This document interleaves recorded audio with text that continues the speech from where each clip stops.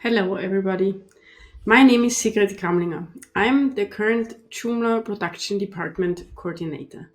And I want to say thank you to you for taking part today in the Joomla Pizza Bugs and Fun 2024.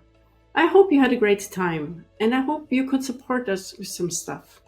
It doesn't matter if you contributed code or if you tested or if you documented or if you translated. It was great to have you here wherever you were in the whole world and supported Joomla to be a better and bug less open source content management system. So thanks everybody. And a thank you also to our main sponsor, Ionos, who is a digitalization partner for small and medium-sized enterprises worldwide. So check out the website and the services. And I also wanted to thank our supporters who are Emil Daily, Softforge, Joomla, and Tassos. Without all these sponsors, this event wouldn't be possible and you wouldn't have had your pizza today.